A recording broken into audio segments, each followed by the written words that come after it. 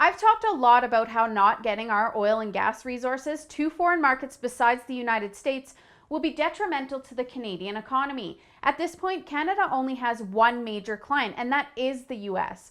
We export over 95% of our product to them and at a discounted rate.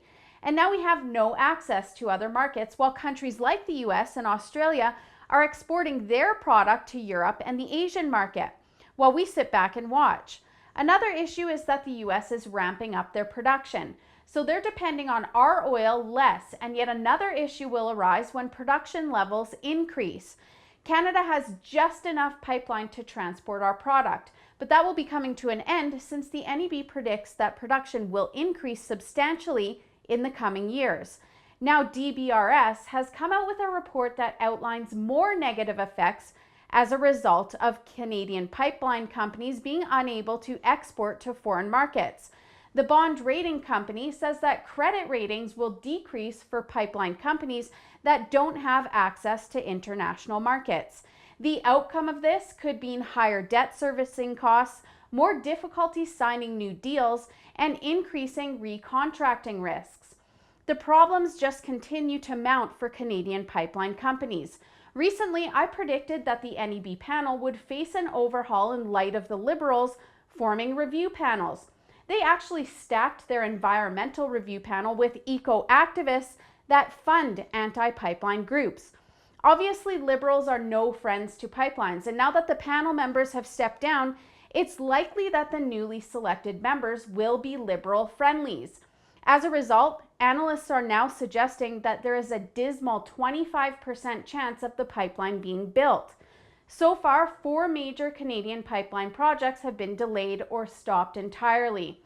The United States flat out denied the Keystone XL extension, and it now looks like plans for the Northern Gateway project that was proposed 10 years ago are also dead.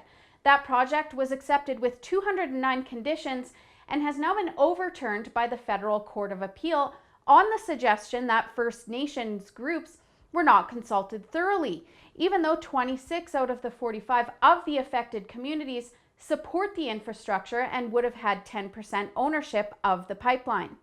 A sunset clause that was a part of approval maintains that construction must start on the project on December 31st, 2016. That's not likely to happen, and TransCanada is now waiting on a request to extend that clause by 3 years.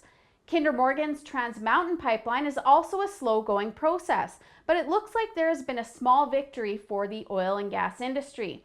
The Federal Court of Appeals dismissed a First Nations legal challenge that argued that the National Energy Board review process violated their rights.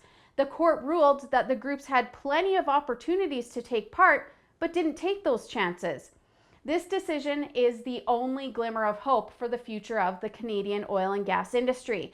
But the Aboriginal groups say that they haven't played their best cards yet. Not only this, but Vancouver Mayor Gregor Robertson and other officials are highly opposed to the project. With the stalls to Northern Gateway and Energy East looming, there's no doubt that there are more uphill battles to endure in order to get pipelines approved and transporting hydrocarbons to the benefit of Canadians across the country. For the Rebel.media, I'm Holly Nicholas. Thanks for watching. Click here to never miss a Rebel update. Want even more of the Rebel? Well, click here to become a premium member.